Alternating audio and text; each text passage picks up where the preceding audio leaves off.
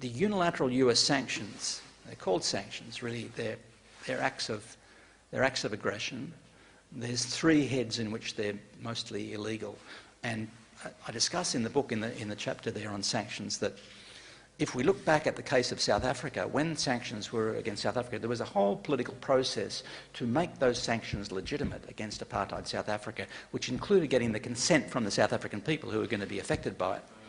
None of that was done with this. So there's a political line of legitimacy and illegitimacy there. And there's a legal line of illegitimacy here too, because the sanctions against these independent countries, as against Cuba, as against Venezuela, as against Nicaragua, for example, there's more than 20 countries that have these sanctions now, they specifically aim at political coercion, which is against international conventional law. They often aim specifically to harm entire populations. There's a criminal element to that. And in the past it was done rather secretly, in relation to the sanctions against Cuba.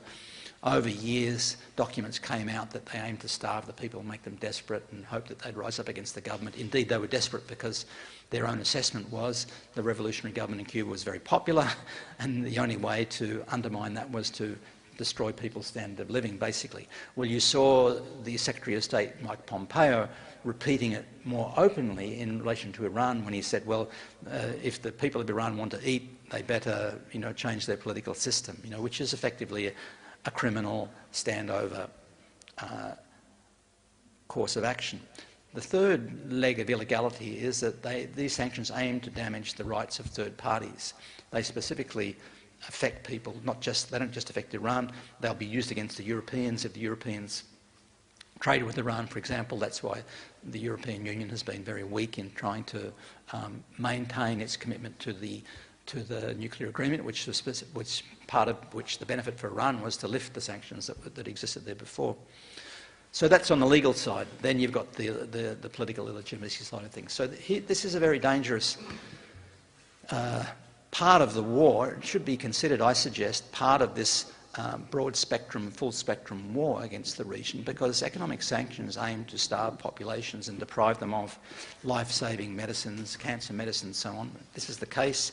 The WHO has been reporting it in Syria, for example. It's similar with Iran, even though to some extent Iran has tremendous local capacity, but still everyone imports to some extent. And now the Trump administration has tightened those restrictions in some way against the advice of the World Health Organization and the international community, which is calling for greater cooperation to combat the coronavirus.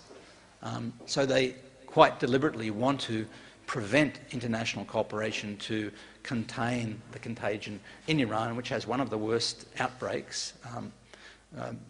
It's going to be overtaken by the US very shortly because the rise in infections in the US is coming on very strongly. But effectively, the US is deliberately trying to worsen the health situation, the public health situation in Iran.